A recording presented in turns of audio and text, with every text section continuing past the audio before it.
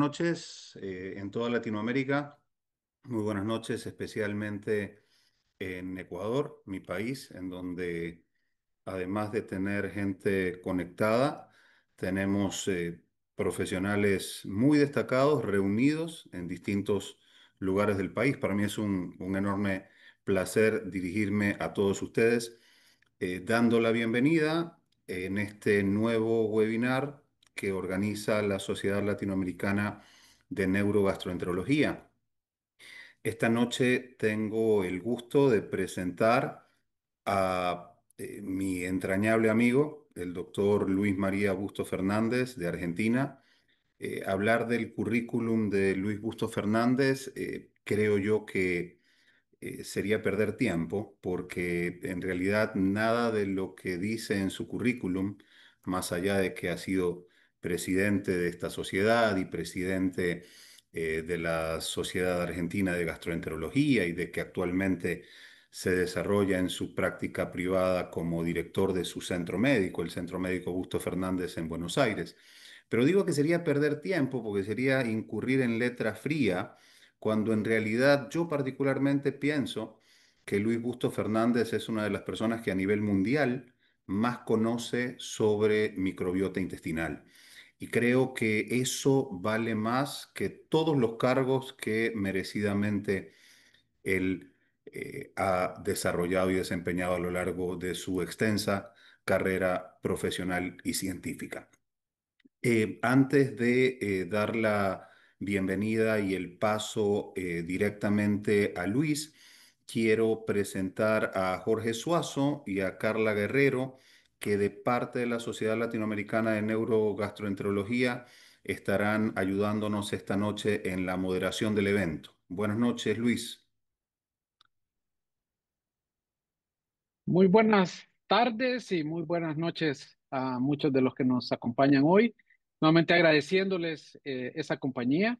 No dudamos que esta sesión del día de hoy, a cargo del doctor Luis María Bustos, va a ser de mucha provecho para todos nosotros. Quiero recordarles que durante el webinar ustedes pueden ir haciendo sus preguntas en la porción donde dice chat, ¿verdad? Para que podamos tener una sesión interactiva al final de la charla del doctor Bustos. Y dejo a la doctora Guerrero. Este, buenas noches, ¿cómo están con todos? Mi nombre es Carla Guerrero, soy de Perú. Gracias por permitirme estar esta noche con ustedes. Presentamos también con nosotros, tenemos al grupo de Ecuador, el grupo del laboratorio. No sé si van a dar unas palabras en este momento.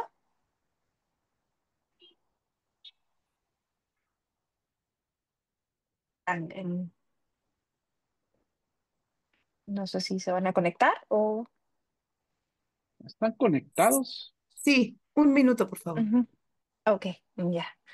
Es la gente de AVO de Ecuador que está Ujú. auspiciando este webinar sobre probióticos en el tratamiento de intestino irritable. Démosles algún momento, porque me parece que hay algún tipo de dificultad técnica y ya se conectan.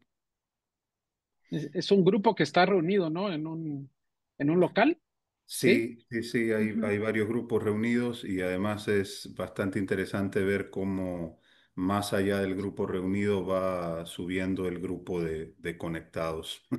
Buenas noches. Bueno, bienvenidos todos y muy buenas noches, doctoras y doctores, esta noche por honrarnos con su presencia. Es un verdadero placer darles la más cordial bienvenida a nuestro evento GastroTalks, más allá de la salud digestiva, una iniciativa de Abbott Laboratorios comprometida con la educación médica continua y la excelencia profesional.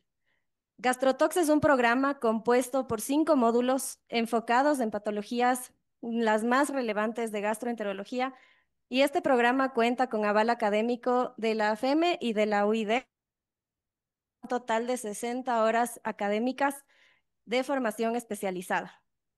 Todo el contenido estará disponible también en la plataforma de PLM, a la cual podrán acceder una vez que estén registrados en el programa.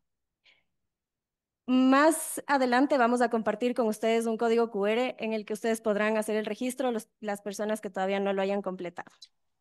Hoy tenemos el gusto de dar inicio al módulo 2, que tiene por tema nueva evidencia del uso de probióticos en el síndrome de intestino irritable. Contamos con la destacada participación del doctor Luis María Bustos, reconocido especialista que nos acompaña desde Argentina, a quien agradecemos profundamente por compartir su experiencia y su conocimiento. Para dar inicio oficial a este evento, recibamos con un fuerte aplauso a nuestra doctora Cristina Chávez, directora médica del Laboratorios Abbott, y nos brindará ella unas palabras de apertura.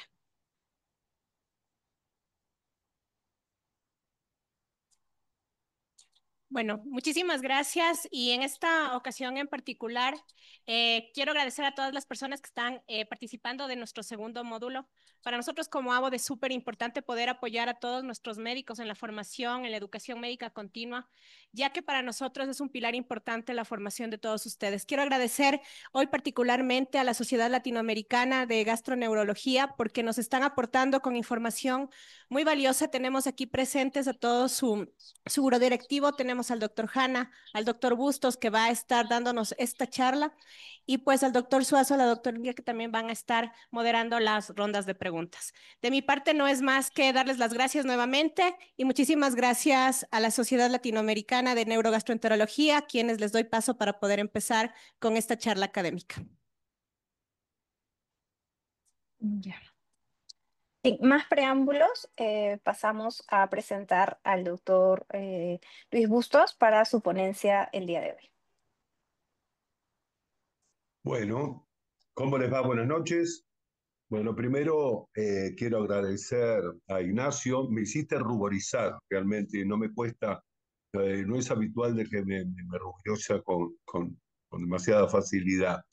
Pero bueno, pareciera que no se notara, yo te dije, no se notara que somos amigos desde hace tanto tiempo y tanto cariño. Así que, bueno, sin más preámbulos, vamos a comenzar con esta charla que me han pedido y quiero agradecer específicamente a la Sociedad Latinoamericana de Neurogastroenterología, de la cual tengo el honor y el cariño de ser socio fundador y que fue presidente también ya hace unos cuantos añitos de esto, y obviamente al laboratorio Abbott por permitirnos poder armar y tener el sponsor de esta. Así que el tema de esta noche van a ser los probióticos en el síndrome del intestino irritable. Próxima. Bien, cuando nosotros hablamos de intestino irritable, siempre antiguamente se hablaba de lo que eran los desórdenes funcionales gastrointestinales y en los últimos años, a partir de los criterios de Roma 4, comenzaron a llamarse de una manera desórdenes de las interacciones intestino-cerebro, porque empezamos a hablar de desórdenes que tenían una explicación fisiopatológica y que fueron avanzando desde disturbios de la motilidad, hipersensibilidad visceral, función mucosal o inmune alterada, alteraciones en el procesamiento del sistema nervioso central, y el tema que nos llama más esta noche son las alteraciones de la microbiota intestinal. Próximo. Muy bien, y para tratar de ponerle un número o tratar de hablar de epidemiología, la Fundación Roma ha creado una trabajos epidemiológicos que ha sido desde el nivel mundial, y a mí me han dado el honor de ser el investigador principal de la Argentina, pero hace ya unos años, ahí en el 2023, nosotros publicamos en el Neurogastroenterología una versión latinoamericana. Próxima diapositiva. Entonces, lo que es interesante en esto, la próxima, por favor. Lo que es interesante, esto que nosotros vemos, es que si acá estamos viendo, no, de una para atrás.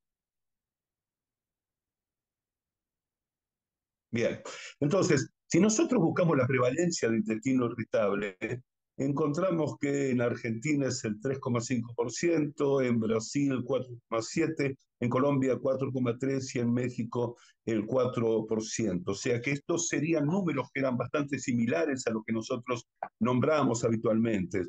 Pero si nosotros empezamos a hablar de trastornos de la interacción intestino-cerebro-intestinales, vamos a unir no solo el intestino irritable con todas sus distintas facetas, sino también lo que es la constipación funcional, la diarrea funcional y la distensión abdominal funcional, y esta otra indicación o subgrupo como son la constipación inducida por opioides, que por ahí en Latinoamérica no lo vemos tanto, pero es muy fuerte, por ejemplo, en los Estados Unidos. Y si nosotros ponemos esto, los números de estas entidades son del 37,6 en Argentina, 33,8 en Brasil, en Colombia 36,6 y 34,1 que lo serían en México. O sea que cerca casi del 35-40% de la población general tienen estos trastornos de la interacción intestino-cerebro. O sea que es tremendamente importante en la sociedad que nosotros podamos manejar en forma correcta. Y para el manejo de estos pacientes, la próxima, tenemos que, pareciera ser, que la fisiopatología y los desórdenes que tienen que ver con con la próxima, por favor.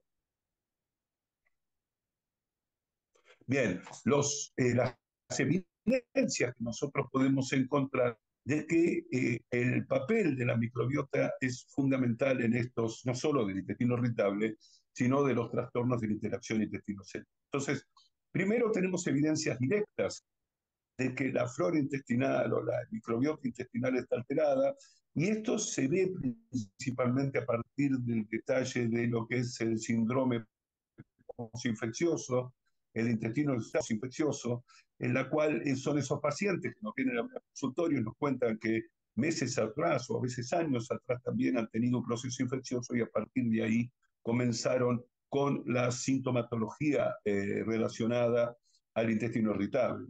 Luego también es la presencia del sobrecrecimiento bacteriano del intestino delgado, este SIBO que es tan frecuente, que tanto se habla en el último tiempo, y el encontrar específicamente una alteración en la microbiota colónica, no solamente del intestino delgado.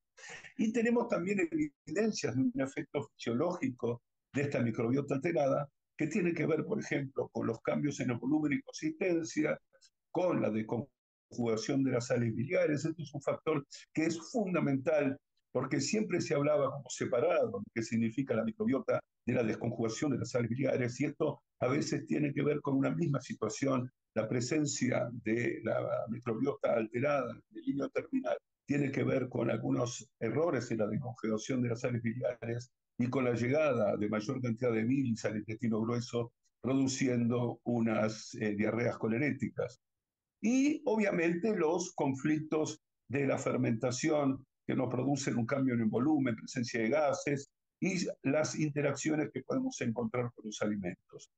Y vamos a encontrar que tenemos un estado proinflamatorio y un estado antiinflamatorio a partir de distintas modificaciones en la microbiota intestinal. ¿Y qué es lo que pasa cuando nosotros alteramos la microbiota? Como por ejemplo con el uso de los antibióticos. Próximo.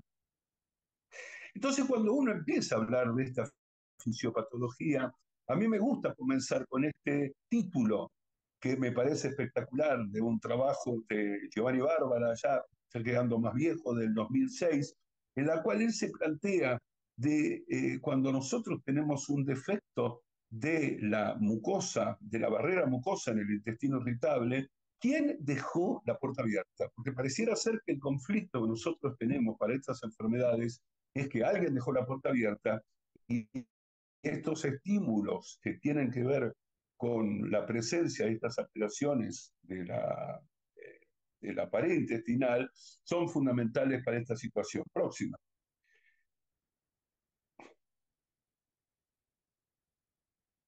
Entonces, lo que vamos a encontrar es, como habíamos dicho, la presencia de una microbiota intestinal alterada. Esto se une con las alteraciones de la permeabilidad intestinal, que pueden llegar a ser por daños directos o de repente por daños indirectos. La presencia, por ejemplo, cuando tenemos daños indirectos del cortisol y por lo tanto alteraciones relacionadas con el estrés, el proceso inflamatorio, con macrófilos, linfocitos, interleuquinas, etcétera, etcétera, y esto va a producir esto que llamamos inflamación de bajo grado. Esa es la diferencia con las enfermedades inflamatorias, porque las enfermedades inflamatorias nosotros tenemos un daño de alto grado y vamos a tener úlceras o la presencia de un daño mucosal determinado a la vista. En cambio, nosotros en los trastornos de la interacción intestino-cerebro, al realizar una endoscopía no vemos absolutamente nada, pero eso no quiere decir que no hay un proceso inflamatorio por debajo de esta situación próxima. Entonces, para que nosotros tengamos este desorden y que vamos a necesitar modificarlo, existe estas dos palabritas que son las eubiosis, que es la estabilidad dentro de la microbiota intestinal, y lo que definimos como disbiosis intestinal, al desbalance desfavorable de la microbiota intestinal. Entonces, muchas veces tenemos una microbiota disbiótica que va a ser la encargada de producir este tipo de trastornos próximos. Entonces acá, para pensar en tratamiento, nos vamos a retrotraer, y por eso hablamos también el uno del otro con Ignacio.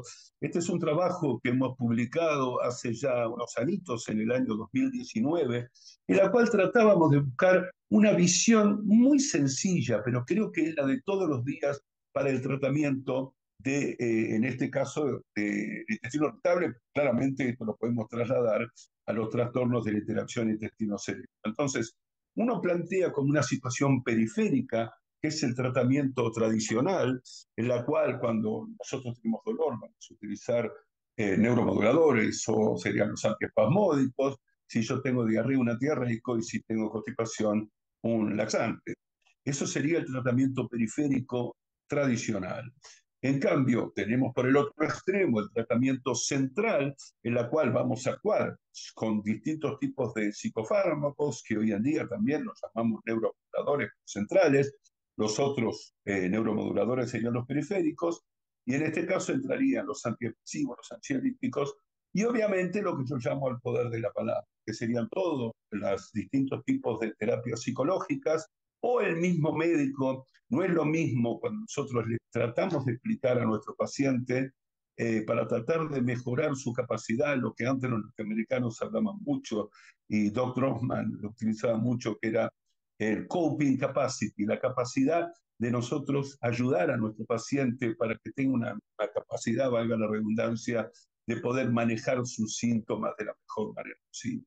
Pero apareció en los últimos años este actor nuevo que sería la microbiota intestinal y que nosotros podemos utilizar en el tratamiento para modularlo. ¿Y cómo modulamos la microbiota intestinal? A través de la dieta, lo que significa los prebióticos, probióticos, los posbióticos, que publicamos también con Ignacio un artículo muy bueno, creo yo, con Gabriel Vinderola, y obviamente los antibióticos. Próxima. Entonces, ¿cómo nosotros vamos a definir, vamos a mostrar esto un poquito por arriba, qué es un probiótico y qué es un prebiótico? Y vamos a consultar para esto, creo yo, la mejor indicación para poner los títulos, que es la última versión de las directrices de la Sociedad Mundial de Gastroenterología, coordinada por mi querido amigo Pancho Warner, y que participaron distintos tipos de representantes de distintos lugares del mundo. Próxima. Y tenemos las definiciones. Probiótico son microorganismos vivos que, administrados en cantidades adecuadas, facilitan o nos resultan un beneficio para la salud del huésped. En cambio, un prebiótico es un ingrediente fermentado selectivamente que produce cambios específicos en la composición y o actividad del microbiota gastrointestinal, confiriendo así beneficios en la salud del huésped, ¿no? Uno plantearía que el prebiótico, o sea que el probiótico sería un microorganismo determinado, en cambio el prebiótico es un alimento, como por ejemplo la fibra, todos los alimentos fermentados son prebióticos, pero hoy en día están apareciendo distintos tipos de productos prebióticos que ayudan también desde el punto de vista ¿cómo se llama? Farmacológico. Y existen los simbióticos, que serían una asociación entre un prebiótico y un probiótico, y los pobióticos preparados de microorganismos inanimados y sus componentes que confieren un beneficio para la salud del huésped. Próximo.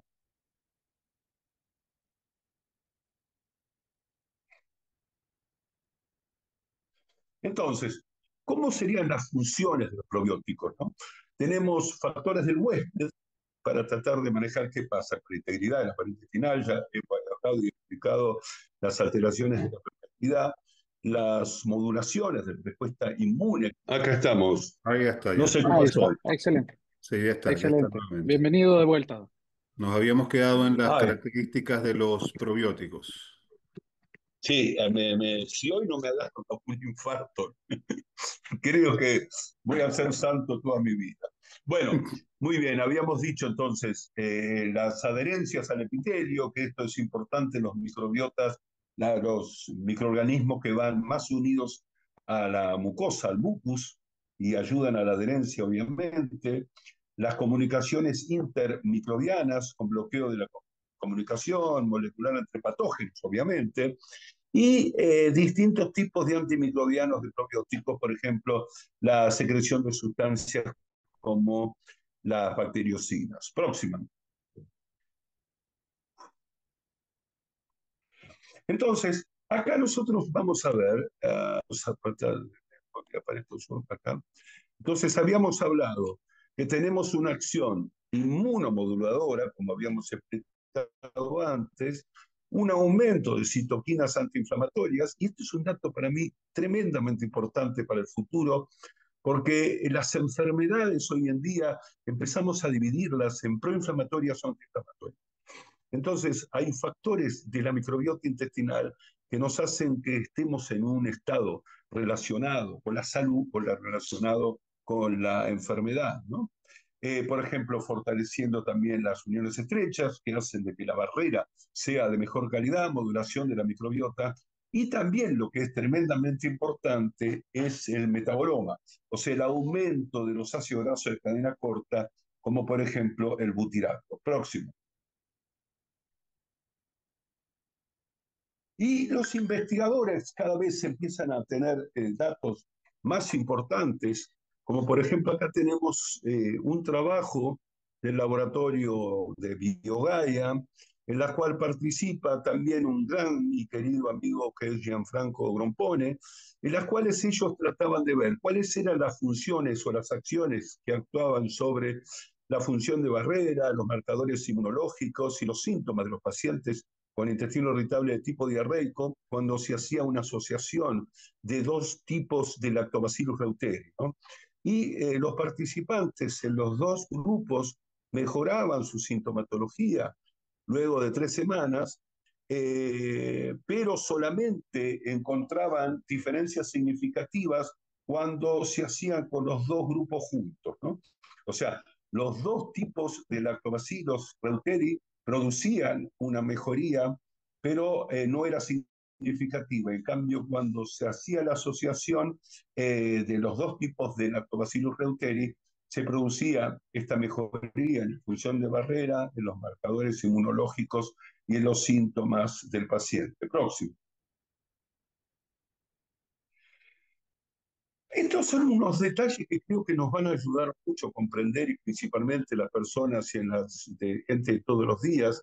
Este es un trabajo que se hizo en conjunto, es un multicéntrico, coordinado por el doctor Ignacio también, Ignacio Hanna, en las cuales se hizo a través de la Sociedad Latinoamericana de Neurogastroenterología una serie de preguntas, ¿no? Entonces, la primera pregunta que estamos mostrando es, con pacientes con intestino irritable, utilizó probióticos, ¿cuál y cuáles? Entonces se le preguntaba en esto si utilizaba Lactobacillus monocepa en el intestino irritable, el Bifidobacterium monocepa en el intestino irritable, el Saccharomyces boulardii monocepa en el intestino irritable, o las combinaciones de los mismos, ¿no? Y en las respuestas daría la sensación de que el público en general, en teoría eran gastroenterólogos con experiencia, en las cuales había una mayoría de algunas veces utilizaban y era la forma de que trataban de contestar, y la conclusión que nosotros sacamos es que no tenían una diferenciación importante entre los distintos tipos de microorganismos que se utilizaban, sino como que tenían el concepto que querían darles probióticos y no tanto pensar cuál sería el probiótico que nosotros utilizamos, y menos que menos si estamos hablando de monocepas o si estamos hablando de combinaciones de cepas. Próxima. La otra pregunta que se utilizaba o realizábamos era en pacientes con intestino irritable, en qué situaciones nosotros utilizábamos los probióticos, ¿no? Y entonces, cuando teníamos diarrea, la mayoría de las veces, en cambio, cuando teníamos distensión abdominal, aparecía que algunas veces era más importante que la mayoría de las veces. Cuando teníamos estreñimiento, más todavía se hace la diferencia. La mayoría de los entrevistados decía algunas veces, y cuando nosotros estábamos hablando de otro tipo de síntomas en general, desaparecía la palabra nunca. Entonces, volvemos a esta situación en la cual las indicaciones correctas son tremendamente importantes para que el probiótico que nosotros estamos utilizando sea realmente efectivo en nuestros pacientes. Próxima.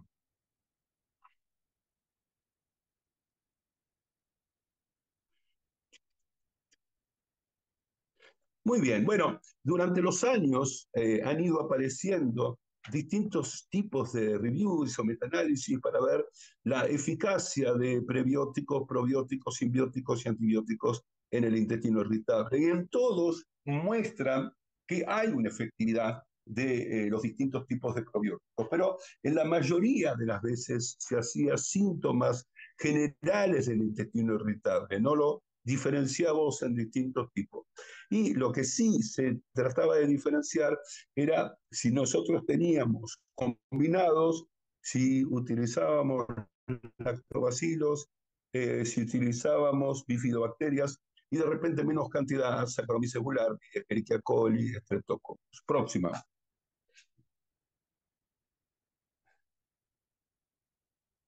Y en el último, bueno, este no tanto, este es un penúltimo, diría, que teníamos este metaanálisis y veíamos esta situación que se repetía. Próximo.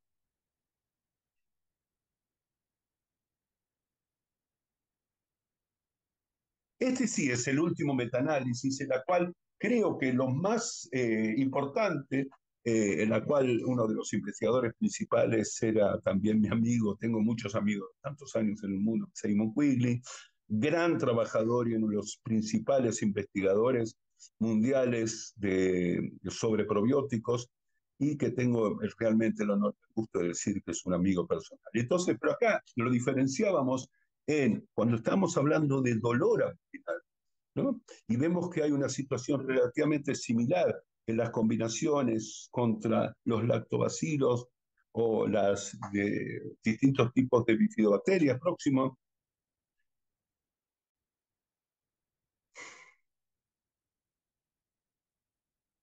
Tenemos lo que es la distensión abdominal o el bloating, en las cuales empiezan a aparecer también una diferenciación, pero acá se hace más efectiva esto de lo que es las combinaciones con la diferencia con los lactobacilos y las bifidobacterias. Próxima.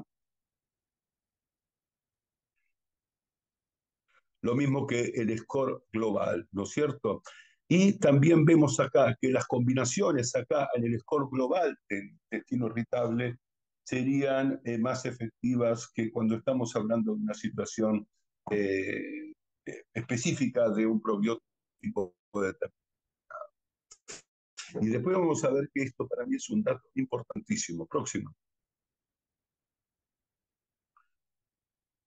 ¿Qué es lo que pasa entonces con la constipación? Que vimos que había dudas en los médicos si nosotros teníamos que dar, y yo hace ya muchos años que acá este trabajo lo publicamos con el doctor Luis Oifer en Argentina y Robert Prison también, argentino de Estados Unidos, y nosotros utilizábamos antibióticos para el tratamiento de la constipación severa en los pacientes que estaban recibiendo fibra, y cuando nosotros le agregábamos el antibiótico, la mejoría era altamente significativa, próxima. Y aparece este trabajo que ya se ha hecho famoso en los últimos años, en las cuales se les daba a los pacientes, por un lado, neomicina sola o neomicina con rifaximina, y veíamos que la mejoría de la sintomatología de la constipación era significativamente más importante cuando nosotros utilizábamos la neomicina con rifaximina de cuando utilizábamos la neomicina junto con el placebo. Y esto era no solamente para lo que es la frecuencia evacuatoria, la severidad del cono irritable, del constipado y el efecto del esfuerzo, ¿cómo se llama? El esfuerzo evacuatorio próximo.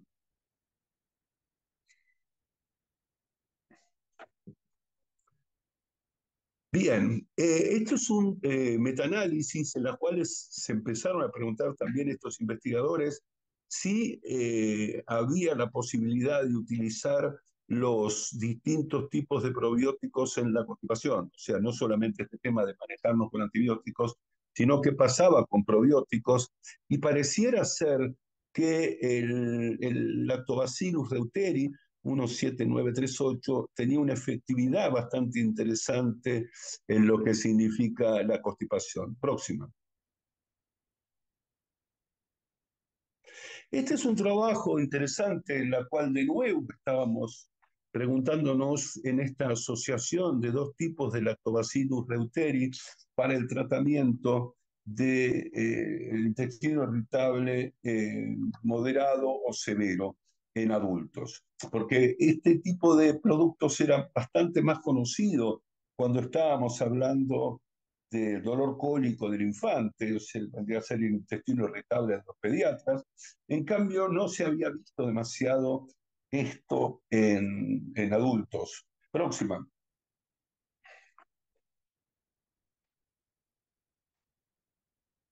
Si miramos, este es un trabajo que lo coordinó como primera autora la doctora Gruget de Chile, y aparece un importante integrante de nuestra sociedad como es la doctora Ana Teresa Abreu. Y lo que vieron ellos específicamente era que habían visto que la calidad de vida por ansiedad o la depresión eran más importantes en el grupo con el Lactobacillus reuteri que lo que significaba el placebo. Próxima. Y también parecía que en esto, no sé, apareció una diapo en el medio, en las cuales nosotros planteábamos también la mejoría de los síntomas del intestino irritable cuando se daba la asociación de los dos tipos de Lactobacillus reuteri, en cambio, cuando lo relacionábamos con la asociación de uno solo junto con el placebo. Entonces, nosotros encontramos dos situaciones nuevas acá. Es que tenemos que tratar de ver cada vez más los probióticos a medida, que esto vendría a ser el futuro, ¿no? Cuando nosotros vamos a plantear cuál sería el probiótico o la unión de probióticos que nos van a ayudar mejor en este tipo de circunstancias. Entonces, ante la duda que tiene el médico, si lo vamos a utilizar en diarrea solamente en constipación, tratar de ver cuáles son los que tienen mayor evidencia científica que nos van a ayudar para mejorar a este tipo de pacientes. Próxima. Y no solamente, y esto voy a poner un detalle en un trabajo que publicamos hace unos años también, que era la acción del Saccharomyces boulardii sobre el crecimiento bacteriano. Más allá de los resultados que nosotros obtuvimos, próxima diapositiva, nosotros vimos que cuando nosotros dábamos un probiótico, nosotros aumentábamos 400 veces la mejoría que nosotros teníamos con la presencia del Fecalobacterium prausnitzii, que es un microorganismo probiótico que tiene un efecto claramente antiinflamatorio. O sea que yo estaba dando un probiótico y yo aumentaba otro probiótico para tratar de producir esta situación. O sea, empezamos a comprender mejor qué significa la asociación. O sea, uno puede dar una combinación de probióticos o de repente tratar de conocer qué es lo que pasa cuando yo doy un probiótico con respecto a otro tipo de microorganismos que se encuentran en el tubo digestivo, pero que van a producir un efecto que nosotros ni nos imaginábamos. Próxima. Y entonces este es otro trabajo del laboratorio BioGaia, en la está Gianfranco Trompone, en la cual ellos utilizaron o buscaban qué es lo que pasaba cuando nosotros le dábamos ¿cómo se llama?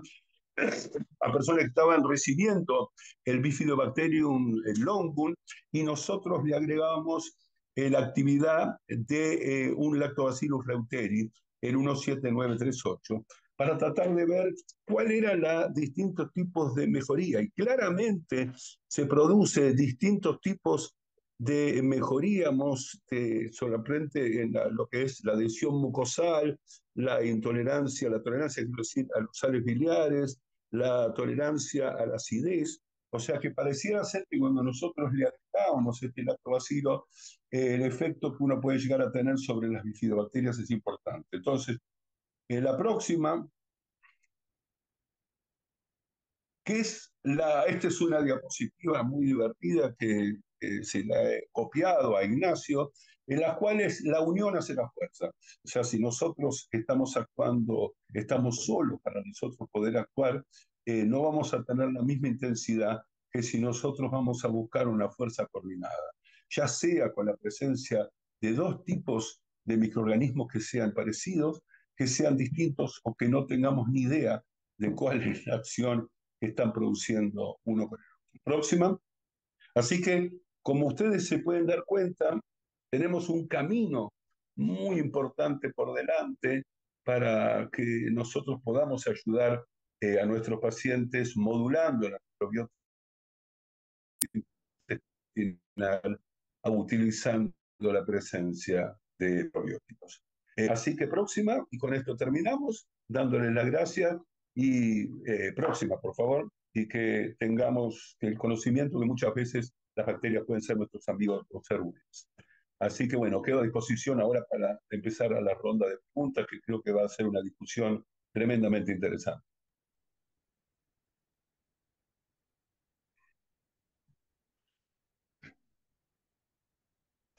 Muy bien, excelente su conferencia, doctor Bustos, como siempre, no esperábamos menos de usted, abriéndonos este panorama que tenemos ahora con los probióticos. Le voy a dar la palabra a la doctora Guerrero Hola, para que buenas haga noches. la primera pregunta. Muchas gracias por su ponencia, doctor. Aquí tenemos pregunta de Daniel y nos dice, ¿cuál es la opinión de los probióticos dosificados con vitaminas? Por ejemplo, vitamina D, ¿puede mejorar el metaboloma o mejorar los síntomas globales del paciente con síndrome de intestino irritable? Sí, generalmente esto está presente, cada vez se está buscando más esta función de agregar distintos tipos de elementos que son efectivos para la microbiota intestinal, como por ejemplo puede llegar a ser la vitamina D. Esto fíjense que aparece la vitamina D, en algunos ponen vitamina B12, y en algunos países es casi una necesidad porque si uno no agrega este tipo de productos, las entes reguladores no los aceptan. Y entonces empezamos a tratar de llamar esto, no lo llaman probióticos, sino lo llamamos suplementos dietarios, ¿no?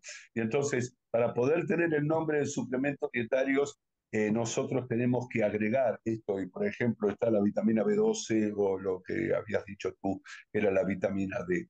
Entonces, como contestando la pregunta, creo que en muchas ocasiones son de utilidad el poder utilizar este tipo de asociación. Tenemos otra preguntas pregunta. de Quito, del grupo que está reunido allá. Dice, ¿cuáles son los síntomas que más remiten cuando se usa el Lactobacillus reuteri en pacientes con síndrome de intestino irritable? y si el uso del Lactobacillus reuteri podría disminuir el uso de otros medicamentos como los antiespasmódicos en estos pacientes. Bien, es interesante la pregunta. Eh, yo creo que el Lactobacillus reuteri se había utilizado en una primera instancia más en pediatría, ¿no? Como lo había dicho durante mi conferencia, en la cual estábamos hablando del dolor cólico y por eso uno pensaría que en una primera instancia el dolor sería el síntoma principal. Pero, en este momento, con la nueva asociación que hay con los dos Reuteri que se está presentando en la actualidad, empezaron a aparecer estas mejorías también en los pacientes con constipación y la presencia del dolor en el adulto. Y lo que creo yo que estamos viendo es que esto tiene una acción mucho más intensa con conocimientos más de la fisiopatología, ¿no? Principalmente en todo esto que estamos hablando bacteriana y la permeabilidad intestinal, etcétera, etcétera, y que aparece en el último trabajo.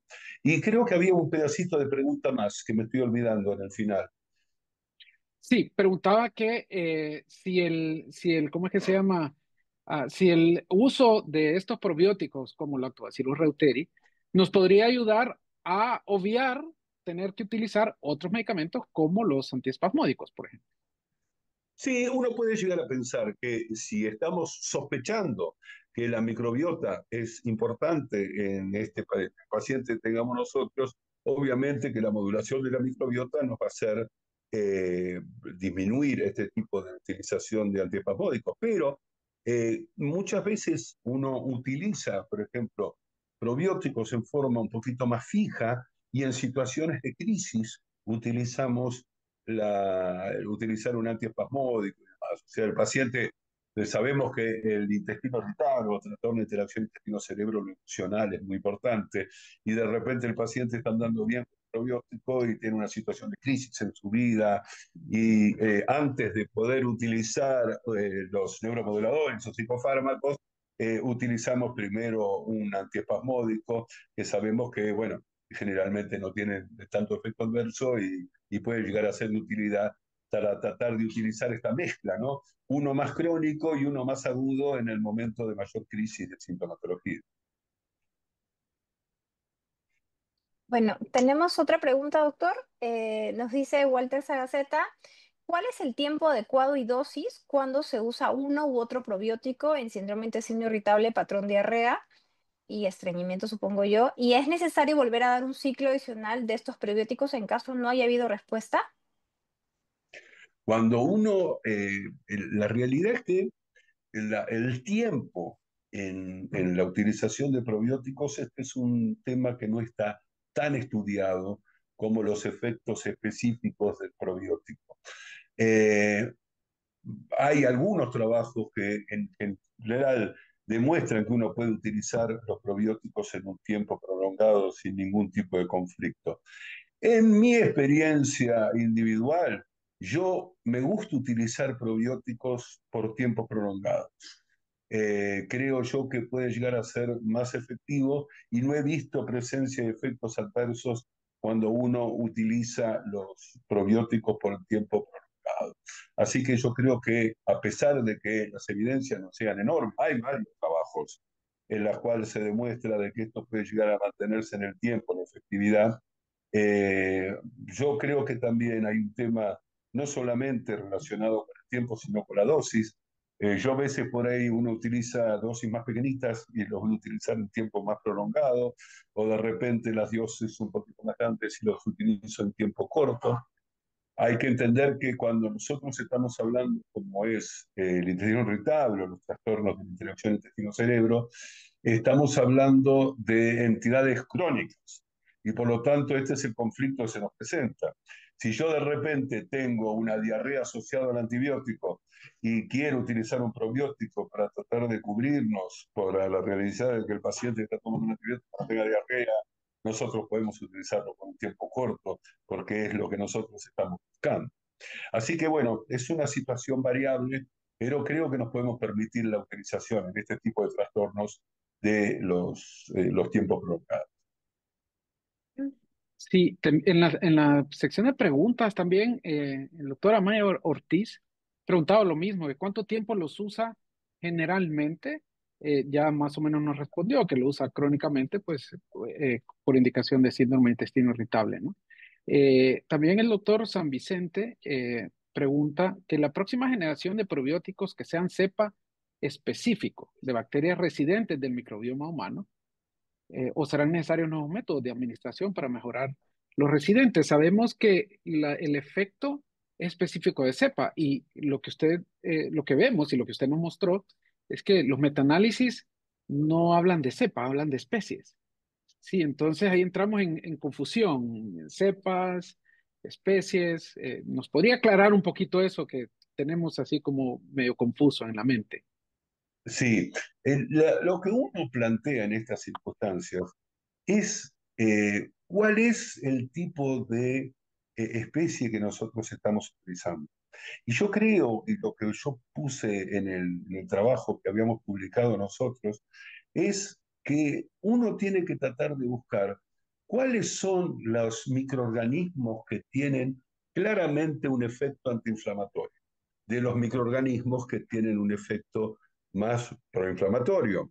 Y que, por ejemplo, cuando uno tiene un conflicto por antibióticos y en la biodiversidad empiezan a crecer microorganismos relacionados más con lo proinflamatorio y no tanto con lo antiinflamatorio, y de repente cuando nosotros utilizamos un probiótico vamos a producir el efecto, como se llama, exactamente contrario. Y les voy a contar algo que charlando también lo he nombrado mucho en esta reunión, porque realmente es un muy querido amigo de Gianfranco Grompone de BioGaia. Él es uruguayo, por eso nos hicimos amigos hace un tiempo y es uno de los principales investigadores en Suecia de BioGaia. Y ellos empezaron a hacer, porque todos sabemos que, por ejemplo, el Bifidobacterium infantis, no quiero decir el Cephalosporin prausnitzii, es efectivo y es bueno. Ahora, cuando se han intentado utilizar Prausnitzii en forma, porque el Prausnitzii se consigue comercialmente, cuando daban Prausnitzii solo no producía ningún tipo de efecto determinado. Entonces, ¿qué pasaba? Porque todo el mundo sabe que es bueno, pero cuando lo damos no produce ningún tipo de efecto. Entonces, ellos estaban viendo que si uno agregaba un reuteri, veían que el Prausnitzii empezaba a producirse, que era un efecto, estamos hablando de investigación en esto, ¿no? No es que vamos a salir a tener este producto la semana que viene, sino que en investigación empiezan a aparecer que estas asociaciones específicas muy puntuales hacen que el Prausnitzii empiece a ser efectivo desde el punto de vista clínico, que solamente nosotros lo veíamos en la mesa de investigación. O sea, acá hay una mezcla de lo que significa distintos tipos de cepas o distintos tipos de especies y que van a ir produciendo cambios en lo que es la microbiota en general, y eso vendría a ser claramente el futuro en esto estoy hablando de los trajes a medida, para tratar de producir una mejoría en las distintas enfermedades. Bien. Otra pregunta que nos tienen aquí es, ¿qué combinación de probióticos recomienda en pacientes con síndrome de intestino irritable, patrón, diarrea, con que tengan depresión o ansiedad? Y lo felicitan por la ponencia. Bien, la realidad que lo que se llama en este momento los psicobióticos, ¿no? Que son los probióticos que tienen un efecto determinado sobre el sistema nervioso central, mejorando esto desde el punto de vista clínico, los síntomas intestinales. Eh, la presencia o el conocimiento de los psicobióticos han sido mucho más intensos en los animales de experimentación que en los humanos en sí. Y la utilización de los probióticos como ansiolíticos, yo creo que todavía está muy en la primera etapa, estamos en veremos. Si me preguntan a mí si esto va a ser lo efectivo, bueno, estoy totalmente de acuerdo de que esto va a ser así. Pero por ahora no tenemos el probiótico específico que tenga el efecto sobre el sistema nervioso central y que la práctica clínica nos va a ayudar en la mejoría de estos efectos psicológicos, como ansiedad, depresión. Perdóname que interrumpa, pero más allá de felicitarte, Luis, siempre brillante en este tipo de exposiciones, yo quisiera aprovechar esta respuesta para complementar un poco esa pregunta anterior sobre las cepas. Pues las cepas técnicamente son es como se conoce al numerito que va junto a la especie. Y el tema es que si queremos calidad de evidencia, ¿sí?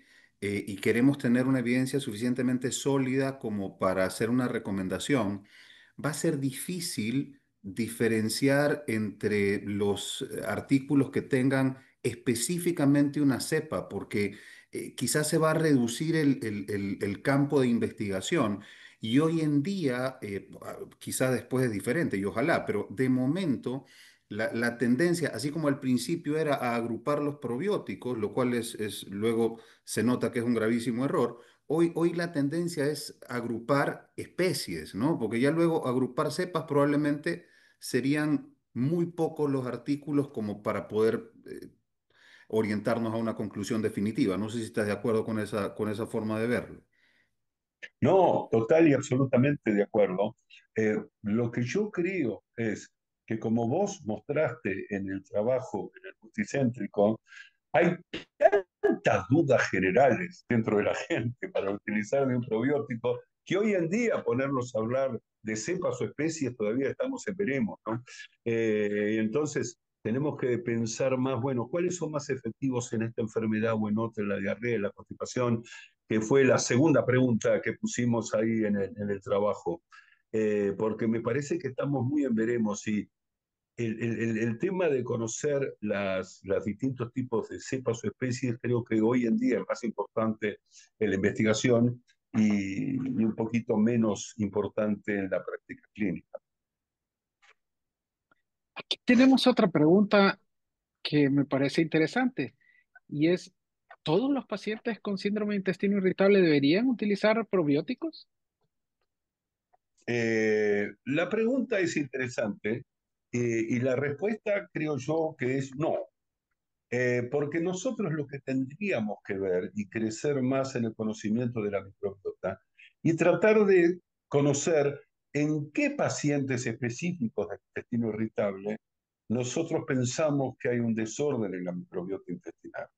Y ahí muchos saben de que yo me dedico y estudio mucho todo el tema del test del aire respirado y demás, y qué es lo que está pasando con el SIBO. Y entonces el SIBO no es una enfermedad, es un mecanismo fisiopatológico.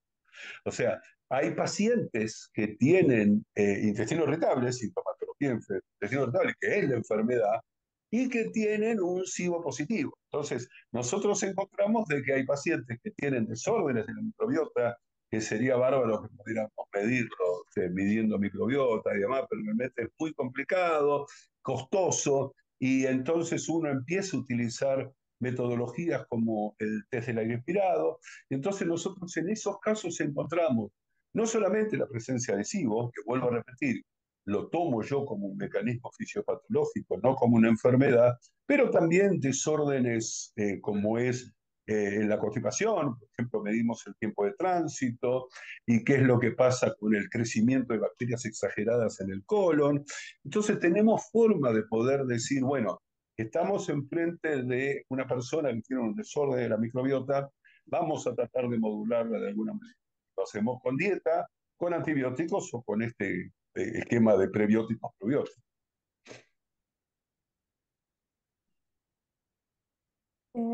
Tenemos otra pregunta. Aquí la doctora Solé nos dice que ante la pregunta de Amaya y Walter, consulta a ella, ¿a qué llamamos uso prolongado de un probiótico más de 3 meses? Y la segunda pregunta es, ¿se está atentando contra la biodiversidad? Y para terminar, ¿necesitamos trabajar haciendo ciclos de tratamiento con probióticos? Sí, a ver, con Laurita charlamos mucho acerca de estos temas, así que llevar para adelante las cosas que charlamos entre nosotros. Eh, Yo creo que los tiempos, no hay una respuesta determinada, Javier. Yo tengo pacientes que toman por una situación muy, muy prolongada en el tiempo. Y si esto trae aparejado conflictos en la biodiversidad, la respuesta es no lo sabemos exactamente. Entonces, por eso a mí me gusta por ahí utilizar dosis más chiquitas. Pero estoy hablando de mi experiencia personal y no puedo dar una evidencia determinada de que esto es la respuesta correcta. Y había una última parte de la pregunta.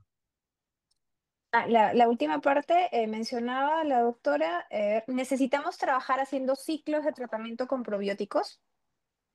Sí, el poder, a ver, tenemos todos una experiencia importante en lo que son los ciclos de utilización de antibióticos. Entonces se ha demostrado, y en el último trabajo que fue, no me acuerdo exactamente cuál fue el año, en la cual la FDA aceptó la utilización de antibióticos para el intestino irritable, fue cuando se podía dar en forma cíclica.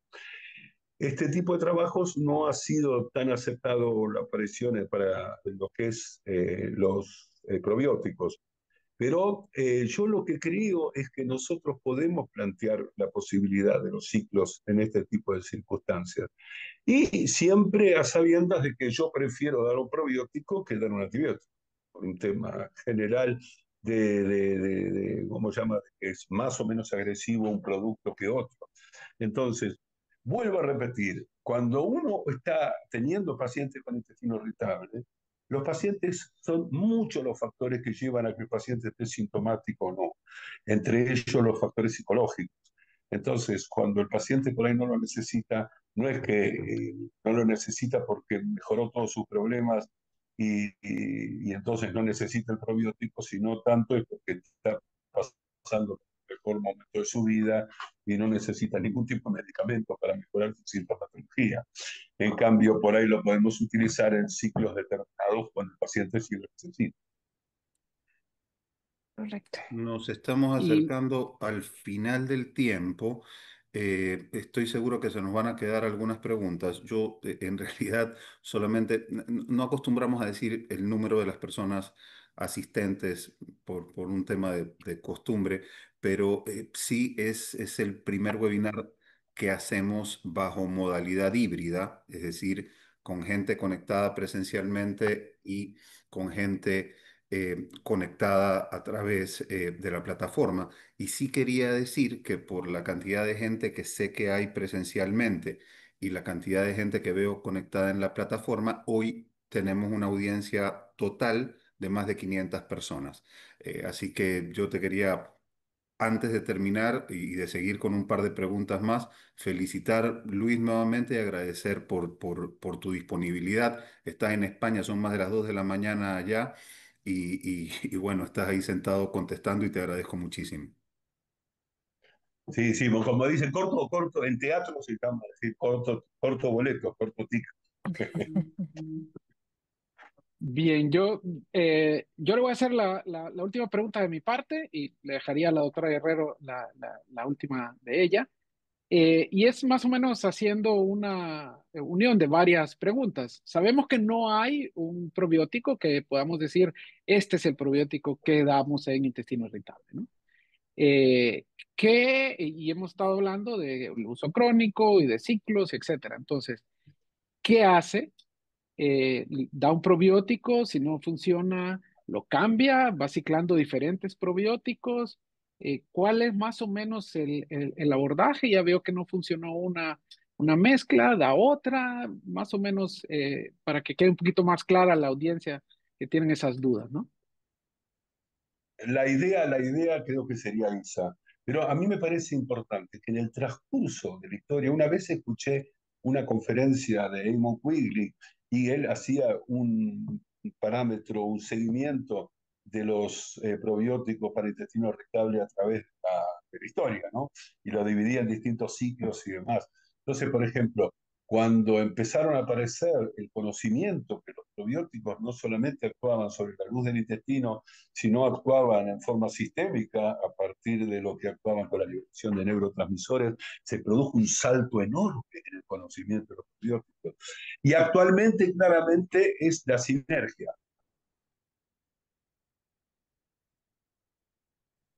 Es la sinergia. ¿Cómo podemos estén sinergísticos? Si existe el apalmado para poder utilizarlos así de esta manera, a veces asociar probióticos, utilizarlos en estas mezclas que a veces los laboratorios nos están ayudando haciéndola ellos y a veces tratar de ver si nosotros encontramos que una mezcla determinada que no fue tan efectiva puede llegar a ser efectiva en otro momento a partir de este tiempo que estamos hablando de que la fisiopatología del intestino irritable es tremendamente complicada y de repente nosotros, como lo he dicho varias veces esta noche, el paciente está mejor psicológicamente y bueno, y de repente no es tanto el probiótico el que me ayudó, sino el momento de estar viendo o estar teniendo el paciente. Bueno, entonces gracias por el pase. Voy a dar la última pregunta, doctor Busto. Sí, Muchas gracias por la ponencia, es increíble, de verdad. ¿Y qué criterios utiliza usted para elegir una cepa probiótica? O sea, que cuando tengo qué paciente, cuál cepa más o menos nos puede mencionar, las utiliza, ¿nos puede contar un poquito más? sí, sí.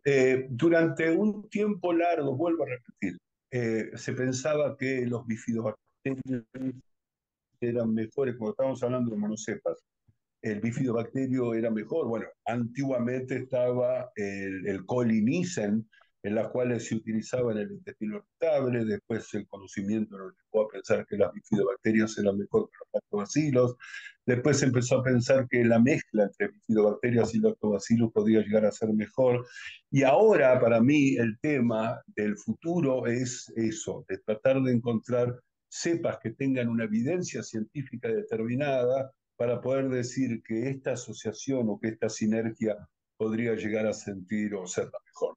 Sí, hoy tengo que contestar la pregunta que me haces exactamente cuál, es muy difícil contestar, ¿me entendés? A mí me gusta mucho tratar de seguir avanzando y ver cómo los distintos tipos de propuestas, y entonces cuando de repente a un médico que está en su consultorio le vienen a ofrecer un producto determinado, bueno, ¿cuál es la evidencia científica que hay detrás de esto? ¿Cómo está puesto dentro de los distintos tipos de metaanálisis? Y bueno, y esa es la forma de poder elegir, creo yo, el mejor probiótico para cada situación. Bueno, Muchas gracias Así por que su respuesta. viendo qué hora es acá para dentro, decir, son las 3 y es Gracias por tremendo. la Ya viste desvelada. cuando... muchas gracias Luis. Quiero agradecerte una vez más. Antes de cerrar, Excelente. había una pregunta que decía si íbamos a colgar el webinar. Bueno, poco a poco, porque no es tan fácil como parece, pero poco a poco estamos colgando todos los webinars que vamos realizando en nuestro canal de YouTube, ¿sí? Carlos Asensio nos da una mano con eso, pero no es tan fácil como parece, y poco a poco van a irse colgando. Quiero agradecerte, Luis, una vez más por tu extraordinaria ponencia y sobre todo por tu siempre desinteresada disponibilidad y agradecerles a Jorge y a Carla por su fantástica coordinación esta noche. Invitarlos para el próximo webinar, ya les vamos a estar dando la fecha exacta. El próximo webinar va a ser a cargo de José María Remestroche, que nos va a hablar sobre antiespasmódicos en el tratamiento de síndrome de intestino irritable. Particularmente me despido, los dejo en compañía de la gente de AVO de Ecuador, que quiere dar unas últimas palabras. Por mi parte, muy buenas noches a todos.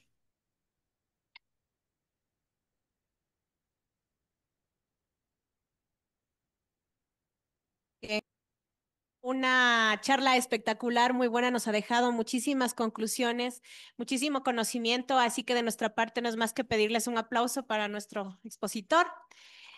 Que sepan que desde Ecuador estamos más de 200 personas escuchando esta ponencia en 5 ciudades distintas, así que esperamos que esto vuelva a ocurrir.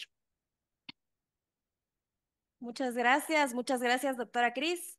No quiero más que también agradecer su presencia el día de hoy, perdón, desde Guayaquil, desde Ambato, Cuenca, Machala, Manta y por supuesto desde Quito. Estamos más de 500 personas presencialmente también. Entonces, agradecer también su compromiso con este curso. Y por supuesto, agradecer también su confianza en nuestros productos. No quiero dejar de mencionar justamente a las 2 estrellas de este módulo, que fueron Biogaya Gastrus, un probiótico que combina justamente las 2 cepas de las que hablamos, el Lactobacillus reuteri 17938 y el Lactobacillus reuteri 6475. 2 cepas que han tenido muchísima evidencia, como ustedes pudieron ver en el tema de disminuir la hinchazón, disminuir los gases, disminuir el dolor abdominal, así como Duspatalin, nuestra mebeberina de 200 miligramos, también ya un clásico con eficacia comprobada en todos los subtipos de síndrome de intestino irritable y nos va a ayudar justamente a aliviar los espasmos intestinales sin afectar la motilidad normal de nuestro intestino. Además, no queremos cerrar este compromiso sin dejarles 2 invitaciones. La primera es a nuestro tercer módulo. El tema del tercer módulo va a ser fatiga en pacientes con enfermedad hepática, el diagnóstico diferencial y el manejo. Ese módulo se va a llevar a cabo en el mes de julio. Estaremos compartiendo con ustedes también más detalles sobre las fechas exactas y sobre las sedes en donde vamos a estar manejando estos eventos. Están cordialmente invitados. Recuerden que este es el código QR por el cual pueden registrarse si es que no lo han hecho todavía. Y una vez hecho el registro, tienen acceso a la plataforma en donde tienen todo el material cargado y disponible y en donde vamos a dar las evaluaciones para que puedan obtener su certificado académico.